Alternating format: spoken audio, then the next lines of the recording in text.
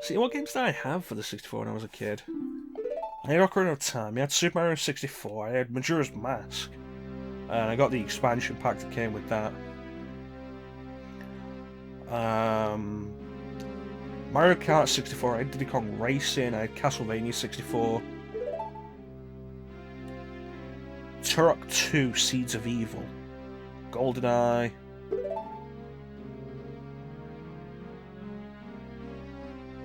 I feel like there's something I'm forgetting.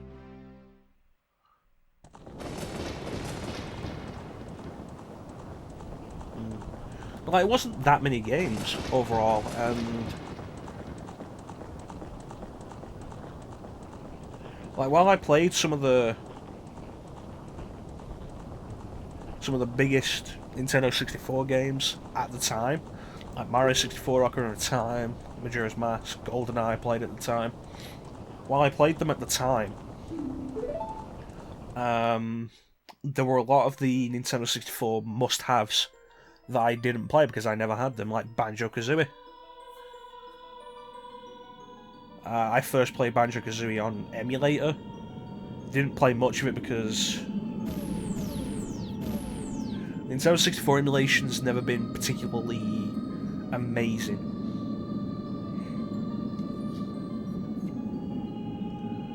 And so the first time I actually sat down and played Banjo Kazooie properly was on Xbox. I didn't have Conker's Bad Fur Day. I got Conker Live and Reloaded on original Xbox, and honestly didn't think much of it. That might be a Let's Play we get to eventually. Conker's Bad Fur Day. Although if I can pick it up, I would rather do Live and Reloaded because it plays better. A lot of people are all like, oh, but Live and Reloaded's censored and it ruined the multiplayer. It's like, I'm not playing multiplayer. And also, it just plays better. And it doesn't have the same frame rate issues that it does on Nintendo 64. So this is actually the creation myth for Hyrule, which is introduced in this game. Din, Farore, and Nehru, the three goddesses, aren't really mentioned so much anymore, actually.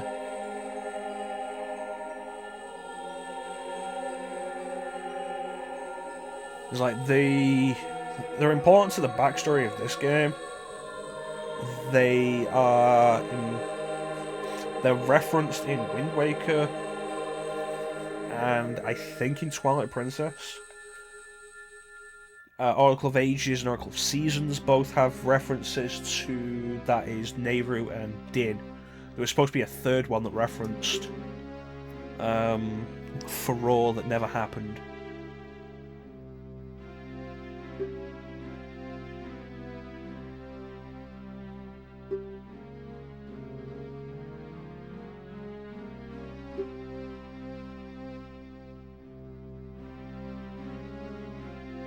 I think there were references to them in the Minish Cap, but in the more recent games, it's been not really the three goddesses, more just the goddess Hylia, which is kind of weird. Go now, Ark, to Sheena Island. Take these dog tags. They'll tell you your identity.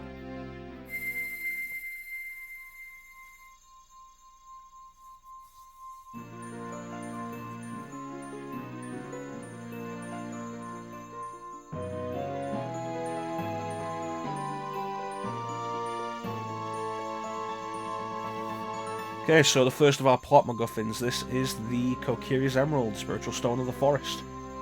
We need 3 of these. But I think that'll be explained when we meet Zelda.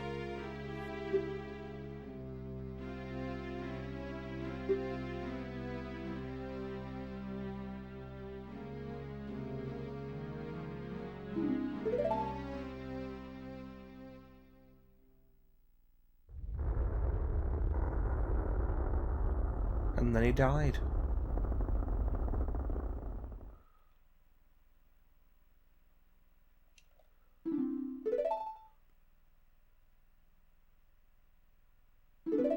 Well, see ya.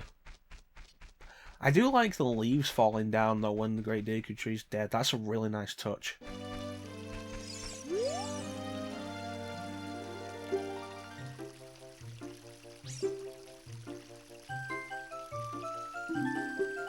Yep, How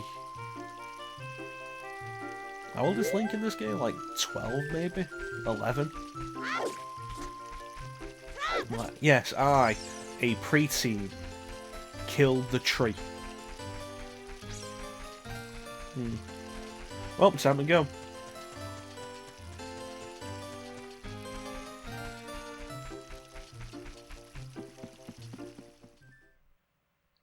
And on the way...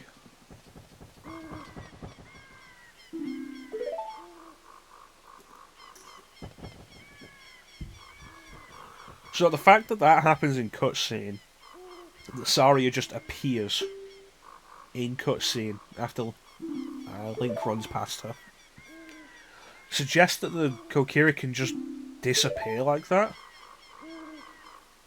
Because it's a thing that you don't see with anybody else. When you get a certain distance from a Kokiri, they disappear and all you can see is the fairy. And you might think that's because of draw distance limitations, but it doesn't happen with any other characters. Just the Kokiri.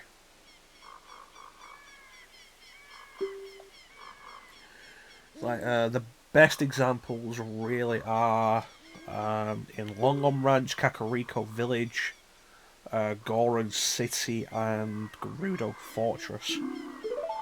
None of the characters there disappear when you get a certain distance from them.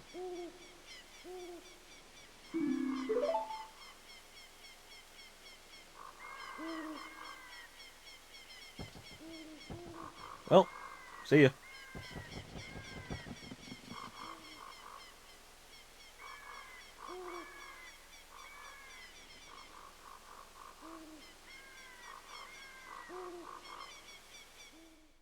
And now, welcome to the grand achievement of the Nintendo 64, Hyrule Field.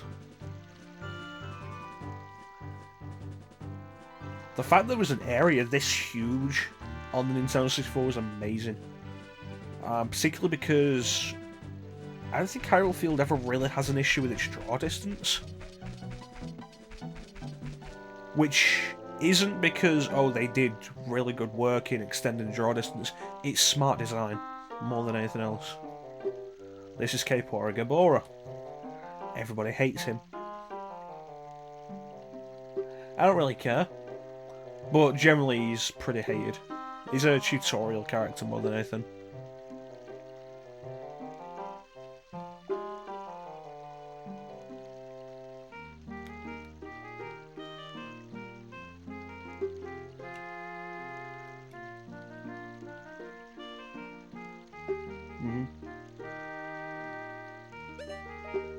One reason people hate him as well is when he asks if you've gotten all of that, the cursor is automatically positioned on no.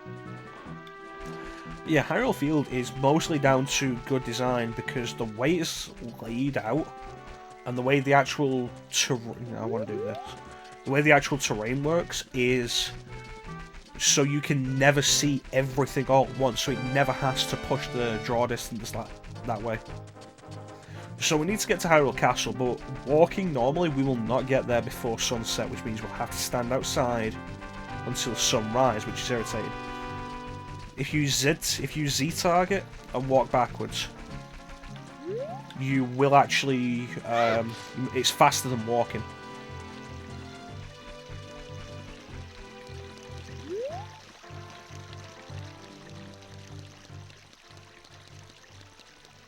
There we go. So by Z-targeting and walking backwards, or by doing the side jump, you can get here before nightfall and the bridge raises. Let me put the Ocarina on there. So we do this because if we walk along the top of the drawbridge, we get 60 rupees. And we also fall through the floor. But the way I generally work this out, nighttime is the best time to arrive here. Okay, let's see. I want you. Come here, dog. Here we go.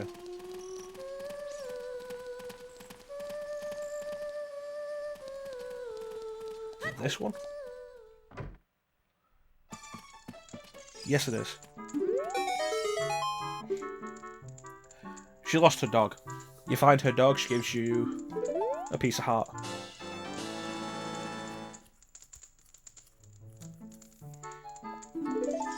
Alright, let's go.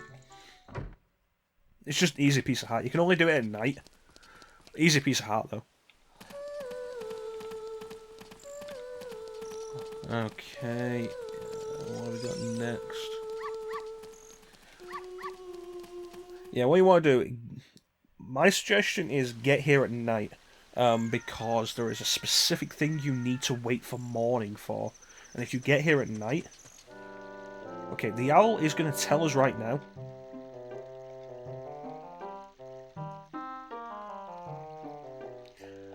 Okay, so... Blah, blah, blah.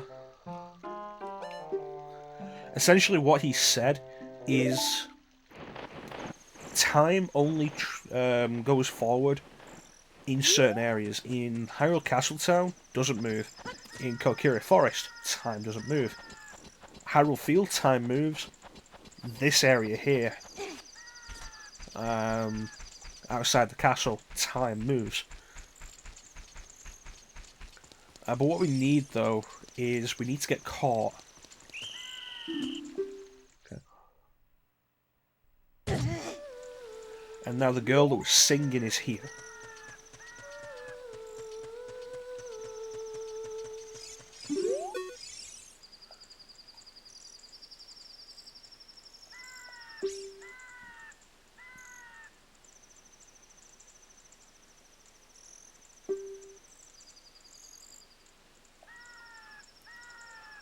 So this is Malon. She is from Long Long Ranch.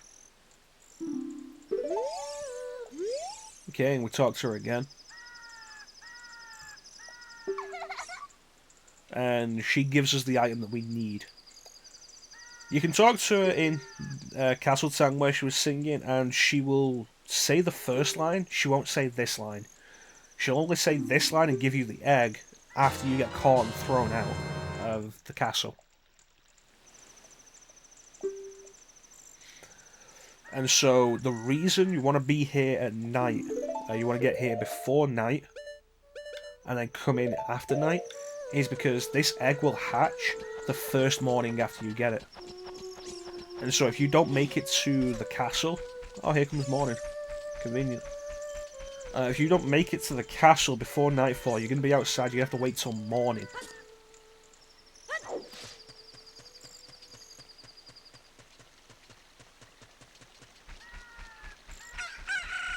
There we go, chicken.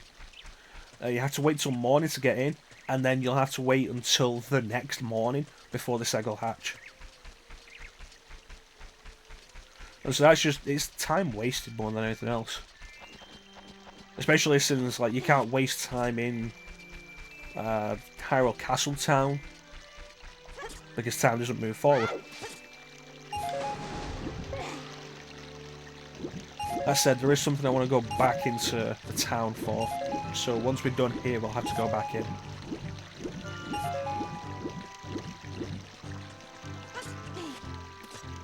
But we need the egg to wake up Mario.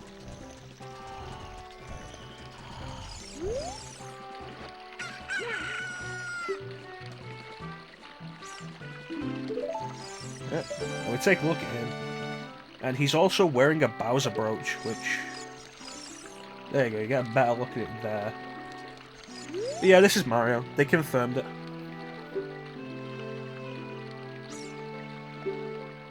It's a little more obvious, like, it's kind of obvious anyway, although, honestly, wouldn't blame you if you missed it, because why would you be thinking in that way? I didn't know this was Mario until I was told.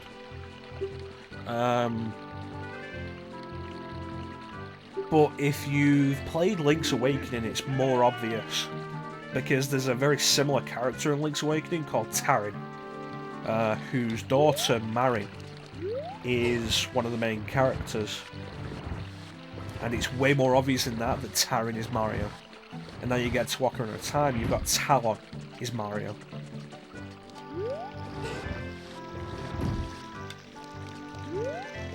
Okay, so we need to push these blocks over here.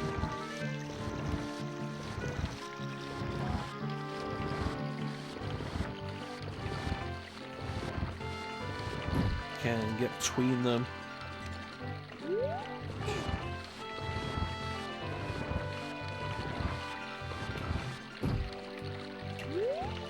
And then push this one. Thankfully, no. Now that we've done with the now that we're done with the egg, there's not really another time when we'll have to wait around for anything like that to happen, because we'll have the ability to circumvent anything like that.